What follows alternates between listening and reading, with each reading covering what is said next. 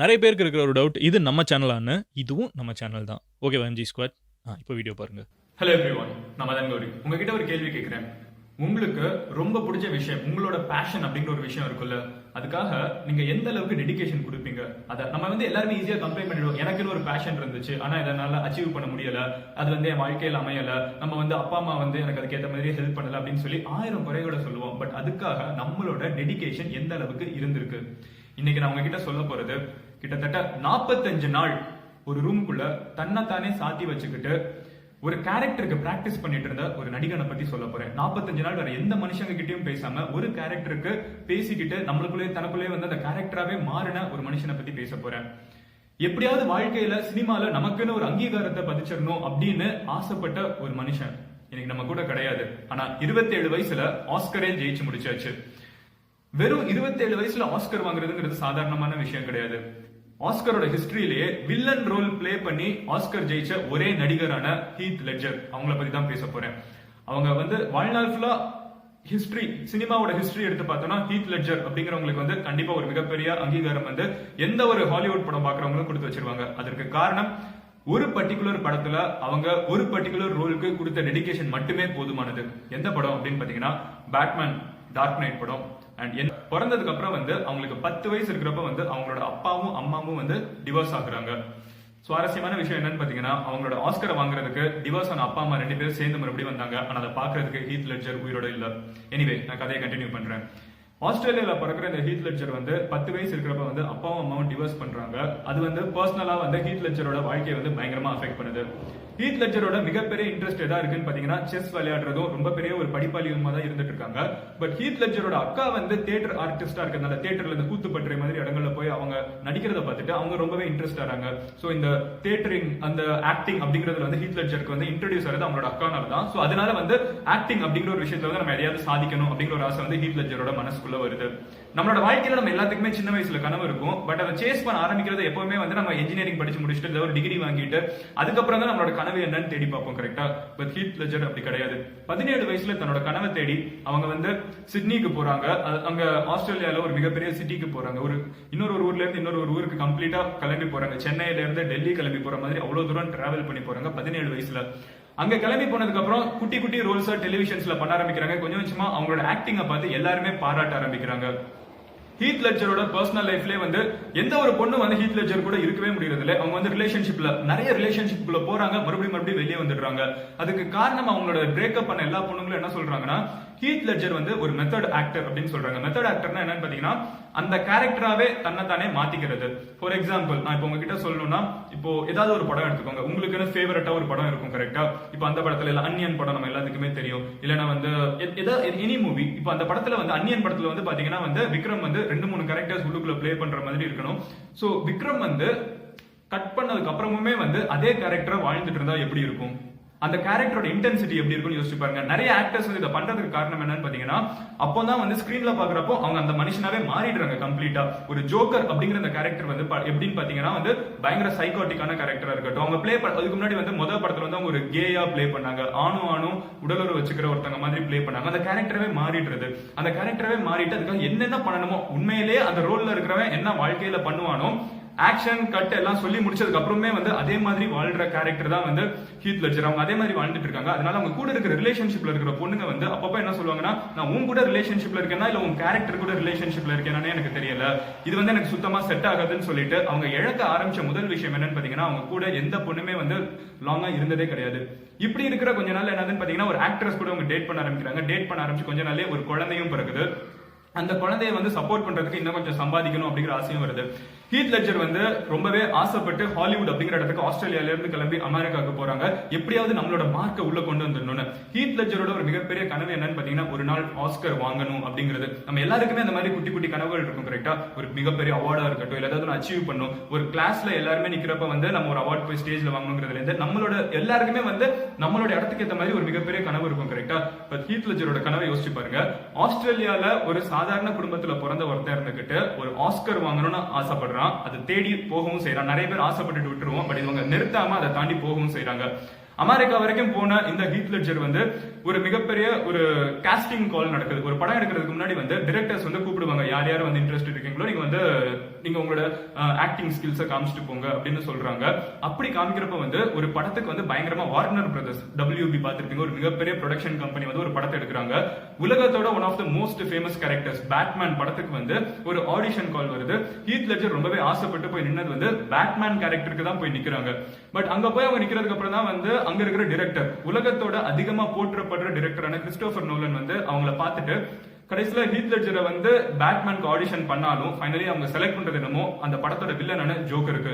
இது வந்து ஹீத் லெட்ஜரை மட்டும் இல்ல, அமெரிக்கால இருக்கிற மக்களே வந்து திரும்பி பார்க்க வைக்கிறது. ஏன்னா ஜோக்கர் அப்படிங்கிற அந்த கேரக்டர் வந்து ரொம்பவே ஐகானிக்கான ஒரு கேரக்டர், ரொம்பவே பயமுடுத்துற ஒரு கேரக்டர் இருந்தாலும் அமெரிக்காவோட ஹிஸ்டரியில இருக்கிற ஒரு மிகப்பெரிய வில்லன், சினிமா ஹிஸ்டரியில இருக்கிற ஒரு மிகப்பெரிய வில்லன். இதை வந்து வெளிநாட்டுல இருந்து ஒரு ஆஸ்திரேலியால இருந்து வந்த ஒரு சின்ன பையன், அது ஒரு 26 வயசு பையன், 25 வயசு பையன், இவங்க கிட்ட போய் இவ்வளவு பெரிய ஒரு ரோலை கொடுக்கணும்னு சொல்றீங்களா, எந்த விதத்துல நியாயம் அப்படின்னு சொல்லி கிறிஸ்டோபர் நோலன் அந்த டைரக்டர் மேல போட்டு எல்லாருமே விளாசுறாங்க.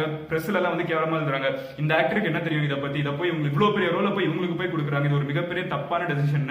ஹீத் லெட்ஜரை போட்டு கிளிக்காத இடமே கிடையாது. ஹீத் லெட்ஜருக்கே அதை விட ஆச்சரியமா இருக்கு, என்னைய போய் ஏன் வந்து ஜோக்கருக்கு எடுத்தீங்கன்னா பேட்மேனுக்கு தானே நான் வந்து ஆடிஷன் பண்ணேன் அப்படின்னு சொல்றாங்க. கிறிஸ்டோபர் நோலன் ரொம்பவே தெளிவா சொல்றாங்க, உனக்கு இது கரெக்டா இருக்கும் அப்படின்னு சொல்றாங்க. ஃபைனலி என்னதுன்னு பாத்தீங்கன்னா இவங்களும் இருந்துகிட்ட ஹீத் லெட்ஜரும் இருந்துகிட்டு ஓகே நான் ட்ரை பண்றேன் அப்படின்னு சொல்லிட்டு அங்க நோலன் கிட்ட போய் பேசுறாங்க. சரி நான் என்ன பண்ணணுங்கிறப்ப வந்து நோலன் சொல்றாங்க, ஜோக்கரை பத்தின கேரக்டர்ஸ் நீங்க கம்ப்ளீட்டா படிங்க. ஒரு சைக்கோ மாஸ் மர்டரர் என்னென்ன பண்ணுவானா வாழ்க்கையில அதெல்லாம் நீங்க படிச்சு பாருங்க. ஒரு சைக்கோ உண்மையிலே நிஜ லைஃப்ல சுத்திட்டு இருந்தானா அவன் என்ன பண்ணுவான் அப்படிங்கறத யோசிங்க. நீங்க அந்த கேரக்டரை மாறுங்க, உங்களால இதை பண்ண முடியும் அப்படிங்கிற மாதிரி சொல்றாங்க. இதுக்கு பிராக்டிஸ் எடுத்துக்கிறதுக்கு, அந்த கேரக்டரா தான் மாறுறதுக்கு ஹீத் லெட்ஜர் வந்து ஒரு ஹோட்டல் ரூம்குள்ள போய் 45 நாள் கதவை சாத்திட்டு அந்த கம்ப்ளீட்டா வந்து ஒவ்வொரு விஷயமா வந்து கத்துக்க ஆரம்பிக்கிறாங்க. இந்த ஜோக்கர் அப்படிங்கிற கேரக்டர் வந்து இதுக்கு முன்னாடி வந்து பேட்மேன் படங்கள்ல எப்படி இருந்திருக்கு, அந்த ஜோக்கரோட கேரக்டர் எப்படி, ஜோக்கரோட மைண்ட் செட் எப்படி யோசிப்பாங்கன்னு 45 நாள் வந்து ஜோக்கரை பத்தி படிக்க போன இந்த ஹீத் லெட்ஜர் வந்து அந்த ரூம்குள்ள போன ஹீத் லெட்ஜர் வந்து 46வது நாள் அந்த ஷூட்டிங் செட்டுக்கு வர்றப்ப வந்து ஜோக்கராவே வந்தாங்க. அவங்க வர்றப்ப வந்து எந்த அளவுக்குன்னு பாத்தீங்கன்னா அங்க செட்ல இருக்கிறவங்க எல்லாம் இருந்துகிட்டு வந்திருக்கிறது வந்து ஹீத் லெட்ஜர்னு பார்க்கல, வந்திருக்கிறது வந்து ஜோக்கராவே பார்த்தாங்க. அங்க இருக்கவங்க எல்லாம் பயந்து போனாங்க. கூட ஒர்க் பண்ற ஆக்டர்ஸே வந்து கட் சொன்னதுக்கு அப்புறமே வந்து இந்த ஒரு சைக்கோ வந்து கிட்ட உட்காந்துட்டு இருந்தாலும் எப்படி இருக்கும், அவன் பேசுறதா இருக்கட்டும், பழகிறதா இருக்கட்டும், சிரிக்கிறதா இருக்கட்டும், அதெல்லாம் பார்த்து சுத்தி இருக்கிற ஆட்களே அந்த செட்டில் இருக்கவங்களே பார்த்து பயப்பட ஆரம்பிச்சிருக்காங்க. ஒரு சின்ன விஷயம் நான் எக்ஸாம்பிள் சொல்றேன். ஹீத் லெட்ஜர் வந்து எந்த அளவுக்கு பெர்ஃபெக்ஷனிஸ்டா இருந்திருக்காங்க, ஒரு ரோலுக்காக எந்த அளவுக்கு டெடிகேட் ஆகுறாங்கிறதுக்கு சொல்றேன். அந்த மேக்கப் அவங்க போற அந்த ஜோக்கர் ஃபேஸ பாத்தீங்கன்னா தெரியும், பயங்கரமா பவுடர் அடிச்ச ஒரு ஃபேஸ் மாதிரி இருக்கும். அங்க வந்து சைடுல வந்து அந்த ரெட் கலர்ல வந்து ஒரு பெரிய ஸ்மைல் இருக்க மாதிரி இருக்கும். கரெக்டா அந்த மேக்கப் அடிச்ச மாதிரி இருக்கிற அந்த ஒயிட் கலர்ல இருக்கிற பவுடர் வந்து மேக்கப் ஆர்டிஸ்ட் ஒருத்தங்க செட்ல இருந்தாலும் அது போக ஹீத் லெட்ஜர் இருந்துகிட்டு அந்த மேக்கப்பை தானேவும் போட்டுப்பாங்களாம். ஏன்னா உண்மையிலேயே அந்த கேரக்டர் வந்து அந்த மேக்கப்பை வந்து சொந்தமா தான் போட போறான், வெளியே இருக்கவங்க யாரும் போட போறது இல்ல. ஒரு சைக்கோ மேக்கப் போட்டா எப்படி இருக்கணுமோ அந்த அளவுக்கு மேக்கப் போடுற மாதிரி வந்து தனக்கு தானே மேக்கப் போட்டுக்கிட்டு அந்த ஹீத் லெட்ஜர் வந்து சைடுல வந்து 2 பெரிய காயங்கள் இருக்கிற மாதிரி வந்து அந்த கேரக்டருக்கு வரும். அந்த லிப்ஸுக்கு 2 சைடும். இது எங்க இருந்து பிடிச்சாங்க, இது டைரக்டரோட ஐடியா கிடையாது, இது ஹீத் லெட்ஜரோட சொந்த ஐடியா. இது வந்து ஸ்காட்லாண்ட்ல இருக்கிற ஒரு சைக்கோ கேங் வந்து என்ன பண்ணுவாங்கன்னா எங்க போறாங்களோ அவங்கள வந்து மக்களை சாகடிச்சுட்டு அவங்க தான் சாகடிச்சாங்கிறதுக்கு ஒரு அடையாளமா வந்து அவங்களோட 2 சைடுமே வந்து ஸ்கின்னை வந்து கிழிச்சு விட்டு போயிடுவாங்களாம். சோ வாய்க்கு 2 சைடுமே வந்து ஒரு பெரிய கோடு போட்டு போயிடுவாங்க. அந்த கோடை வந்து தனக்கும் போட்டுக்கணும் அப்படின்னு சொல்லிட்டு ஹீத் லெட்ஜரே வந்து அந்த மாதிரி மேக்கப் போட்டுக்கிட்டு அதுக்கு மேல வந்து ஒரு ரெட் கலர்ல ஒரு ஸ்மைல் போடுறதா இருக்கட்டும், முழுக்க இம்ப்ரூவ்மெண்ட் ஆஃப் த சீன் அப்படிங்கறது ஹீத் லெட்ஜர் தனாவே எடுத்துக்கிட்டாங்க. கிறிஸ்டோபர் நோலன் அப்படின்னு சொல்றப்போ ஒரு மிகப்பெரிய டிரெக்டர், அவர்கிட்ட வந்து இந்த வயசு பையன் நடிக்கிறதே ஒரு மிகப்பெரிய விஷயம். ஆனா இந்த மாதிரி நிறைய விஷயங்களை பண்ண ஆரம்பிச்சிருக்காங்க. அங்க செட்ல இருக்கவங்க எல்லாம் பேசிக்கிட்டது என்னன்னா, கிறிஸ்டோபர் நோலன் படத்துல போய் இவன் வந்து வரல கையை வச்சிட்டு இருக்கான், கண்டிப்பா இதெல்லாம் கட் பண்ணி தூக்கி போட்டுருவாங்க, கிறிஸ்டோபர் நோலன் பயங்கரமா வெறுப்பேத்திட்டு இருக்காங்க அப்படிங்கிறது வந்து அங்க செட்ல எல்லாரும் பேசிட்டு இருந்தாலும் ஹீத் லெட்ஜர் என்னென்ன இம்ப்ரூவ்மெண்ட் பண்ணாங்களோ, ஒரு நார்மல் சீனா இருக்கும், நார்மலா முடிய வேண்டிய சீனா இருக்கட்டும், ஆனா ஜோக்கர் அப்படிங்கிற கேரக்டருக்குள்ள ஹீத் லெட்ஜர் வந்ததுக்கு அப்புறம் வந்து எதிர்பார்க்காத மாதிரி ஒரு சிரிக்கிற ஒரு சீனா இருக்கட்டும், எதிர்பார்க்காம யாரையாவது போட்டு கத்துற மாதிரி ஒரு சீனா இருக்கட்டும், இதெல்லாம் வந்து எடிட் ஆயிரும் நினைச்சாங்க. இது எதுவுமே சீன்ல எழுதுறப்ப கிடையாது. ஆனா ஹீத் லெட்ஜரே சீன்ல இம்ப்ரூவ் பண்ண விஷயங்கள், ஆனா இது எல்லாமே வந்து படத்திலேயே சேர்ந்து கடைசியில வந்துச்சு அப்படிங்கிறது ஆச்சரியமான விஷயம். ஏன்னா கிறிஸ்டோபர் நோலன் அப்படிங்கிற அந்த டைரக்டரே வந்து இந்த ஹீத் லெட்ஜரை பார்த்து அவ்வளவு இம்ப்ரெஸ் ஆயிருக்காங்க. அதுக்கு அடுத்தது என்ன அப்படிங்கிறது பாத்தீங்கன்னா, ஒரு சீன்ல வந்து பேட்மேன் வந்து ஹீத் லெட்ஜரை போட்டு அடிக்கிற மாதிரி, ஜோக்கரை போட்டு அடிக்கிற மாதிரி ஒரு சீன் வரணும். எப்பவும் போல நம்ம சினிமா அப்படின்னு சொன்னா எல்லாமே வந்து மாயை அப்படின்னு சொல்றாங்க. கரெக்டா பாக்குறது எதுவுமே உண்மையிலே நடக்க போறது இல்ல. ஆனா ஹீத் லெட்ஜர் இந்த சீன்ல உண்மையிலே கிறிஸ்டியன் பேல் மாதிரி ஒரு மிகப்பெரிய ஆளை பார்த்து நீங்க உண்மையிலே அடிக்கணும் அப்படின்னு சொல்லியிருக்காங்க. ஃபோர்ஸ் பண்ணி அடிக்க சொன்னதுக்கு அப்புறம் வந்து உண்மையிலே ஹீத் லெட்ஜரை வந்து அங்க இருக்கிற ஆட்கள் வந்து அங்க இருக்கிற பேட்மேன் வந்து உண்மையிலே போட்டு குத்துற சீனா இருக்கட்டும், அதெல்லாம் சினிமால பாக்குறது வந்து அப்படியே உண்மையிலே நடந்த விஷயத்தை தான் வந்து எடுத்து காமிச்சிருக்காங்கன்னு தெரிஞ்சுக்கோங்க. இந்த அளவுக்கு டெடிகேட் பண்ண ஹீத் லெட்ஜர் வந்து அந்த 45 நாள் உள்ளுக்குள்ள என்ன பண்ணாங்கன்னு பாத்தீங்கன்னா, 2 மணி நேரம் தான் நைட்டு தூங்குவாங்களாம். ஒரு சைக்கோ வந்து எப்படி யோசிப்பா, சைக்கோட வாழ்க்கை எப்படி இருக்கும்னு யோசிச்சு அவங்க வந்து ஒரு நாள் நைட் அவன் வந்து 2 மணி நேரம் தான் தூங்குவான். வாழ்க்கையில ரொம்ப நேரம் வாழணும்னு நினைப்பான், நிறைய விஷயங்கள் கிரேசியா யோசிப்பான். அப்படிங்கிறதுக்காக அந்த மைண்ட் வந்து அந்த மாதிரி ஒரு குழப்ப ஸ்டேஜ்ல இருக்கணுங்கிறதுக்காக 45 நாளா இருக்கட்டும், அதுக்கப்புறம் அவங்க ரூமை விட்டு வெளியே வந்ததுக்கு அப்புறம் ஷூட் பண்ணிட்டு இருக்கிற டைமா இருக்கட்டும், மொத்த நாளுமே வந்து ஒரு நாளுக்கு அவங்க 2 மணி நேரம் தான் தூங்கிட்டு இருந்திருக்காங்க. ஃபைனலி படத்தோட மொத்த ஷூட்டிங்கும் முடிஞ்சதுக்கு அப்புறம் வந்து அந்த ஹீத் லெஜர்னால வந்து இந்த கேரக்டர்ல இருந்து வெளியே வரவே முடியல. அது வரைக்கும் ஹீத் லெஜர் வந்து ஒரு புக்ல வந்து கண்ட மணிக்கு ஸ்கிரிபிள் பண்ணிட்டே இருந்திருக்காங்க. ஜோக்கர் வந்து என்ன யோசிப்பானோ அதெல்லாம் வந்து உள்ளுக்குள்ள எழுதி வச்சுக்கிட்டே இருந்திருக்காங்க.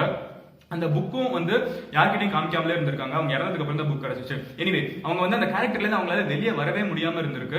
அவங்க வந்து நிறைய பேர்கிட்ட போய் பேசியிருக்காங்க, நிறைய சைக்காலஜிஸ்ட் கிட்ட போய் பேசியிருக்காங்க, தயவு செஞ்சு இதுல இருந்து வெளியே கொண்டு வாங்க, இந்த கேரக்டரவே நான் மாறிட்டேன், என்னால வெளியே வர முடியலன்னு சொல்லியிருக்காங்க. பட் எல்லாருமே வந்து நிறைய பில்ஸ் கொடுத்து உனக்கு தூங்குறதுக்கான பில்ஸ் மட்டும் மறுபடியும் கொடுத்துக்கிட்டே இருந்திருக்காங்க. ஆனாலுமே அவங்களுக்கு தூக்கம் வரவே இல்லை. படம் முடிஞ்சு படத்தோட எடிட்டிங் போயிட்டு இருக்கப்போ ஹீத் லெட்ஜர் வந்து ஒரு பர்டிகுலர் நாள் ஆன ஃபேட்ஃபுல் டே வந்து ஹீத் லெட்ஜர் வந்து மத்தியானம் 3 மணிக்கு அவங்களோட அபார்ட்மெண்ட்ஸ்ல நேக்கடா ஒரு ட்ரெஸ்ஸும் இல்லாம இறந்து கிடக்கிறத வந்து ஐடென்டிஃபை பண்றாங்க. எல்லாருமே மொத்த அமெரிக்காவே ஷாக் ஆகுது, ஏன் மொத்த வேர்ல்டே ஷாக் ஆகுதுன்னு கூட சொல்லலாம். ஏன்னா இவ்வளவு பெரிய ஐகானிக்கான கேரக்டர். அது வரைக்கும் பிரஸ் வந்து எங்களை கிழிச்சுக்கிட்டே தான் இருக்காங்க, யாரும் இந்த படத்தை பார்க்கல. இப்படி ஒருத்தனுக்கு போய் வந்து தேவையில்லாம படத்தை கொடுக்குறீங்கன்னு குறை சொல்லிட்டு இருந்த பிரஸ் வந்து அதிர்ந்து போறதுக்கு காரணம் இந்த சின்ன வயசுல இந்த பையன் ஏன் இறந்து போனா அப்படிங்கிறது வந்து யாருக்குமே பதில் தெரியல.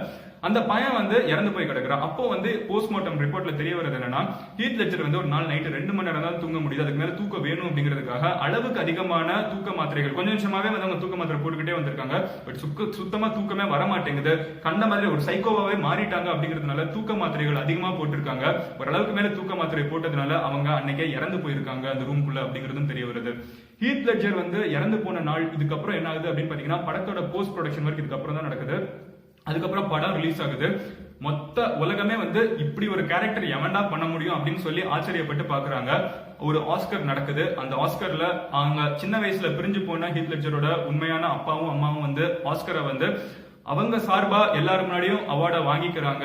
அதுக்கப்புறம் அவங்களோட அக்கா யாருனால வந்து இவங்க ஆக்டிங் குள்ள வந்தாங்களோ அவங்க சொன்ன ஒரே ஒரு விஷயம், இந்த ஒரு நாள் இந்த ஆஸ்கர் நான் வந்து இந்த ஸ்டேஜ்ல இந்த ஹாலிவுட்டோட உலகத்தோட மிகப்பெரிய ஆக்டர்ஸ் ராபர்ட் டவுனி ஜூனியரா இருக்கட்டும், பிராட் பிட்டா இருக்கட்டும், ஏஞ்சலினா ஜோலியா இருக்கட்டும், இவங்க எல்லாம் என் கண்ணு முன்னாடி நின்றுட்டு இருக்காங்க. இந்த ஒரு நாளுக்காக நீ எவ்வளவு ஆசைப்பட்ட, எவ்வளவு உழைச்ச அப்படிங்கிறது எனக்கு தெரியும். ஆனா இன்னைக்கு நீ கூட இல்ல அப்படிங்கிறது ரொம்ப மனசோட விஷயமா இருக்குன்னு 2-3 வார்த்தைகளை மட்டும் சொல்லிட்டு போனாங்க. பட் அவங்க சொன்ன 2-3 வார்த்தைகளே வந்து அங்க இருக்கிற ஆடியன்ஸ் எல்லாரையுமே வந்து கண் கலங்க வச்சிருச்சு.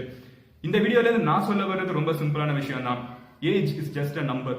இந்த வயசுல ஒரு வில்லன் கேரக்டர் பிளே பண்ணி அது ஒரு சூப்பர் ஹீரோ படத்துல வந்து ஒருத்தங்க வந்து அவார்டு வாங்குறது வந்து ஆஸ்கரோட ஹிஸ்டரியில் நடந்தது கிடையாது. உலகத்தோட தலை சிறந்த அவார்டு அப்படிங்கிறது வந்து இந்த வயசுல வாங்கி முடிச்சுக்கிட்டு, அதுக்கு காரணம் ஒரே விஷயம் என்னன்னு பாத்தீங்கன்னா அவங்களோட பேஷனுக்கு அவங்க கொடுக்குற டெடிகேஷன். அதுக்காக எத்தனை பேர் குறை சொன்னாலும் சரி, பிரஸ் என்ன கிழிச்சாலும் சரி, அவங்களை வந்து கேவலமா எத்தனை பேர் பேசினாலும் சரி, அதை பத்தி எதையுமே கவலைப்படாம அவங்களோட உழைப்ப ஒரு விஷயத்தை மட்டுமே நம்பி இவ்வளவு டெடிகேட் பண்ண இந்த ஹீத் லெட்ஜர் அச்சீவ் பண்ண முடிஞ்சது ஆஸ்கர் அவார்டை செத்ததுக்கு அப்புறம் அவங்க அப்பா அம்மாவை சேர்ந்து போய் வாங்கினாங்க.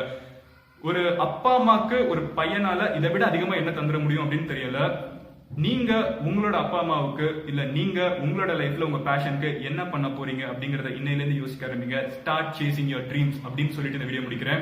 இந்த மாதிரி இன்ஸ்பைரிங் பர்சன்ஸ் உங்களுக்கு வேற யாரையாவது தெரியும்னா அவங்கள பத்தி கமெண்ட்ல லீவ் பண்ணுங்க. கண்டிப்பா அவங்கள பத்தி நம்ம ஃபர்தரா பேசுவோம். And I hope Monday motivation was really good. And நாளைக்கு உங்களை இன்னொரு வீடியோவில் மீட் பண்றேன். Until then, bye. Madan Godi signing off here. Cheers. Bye.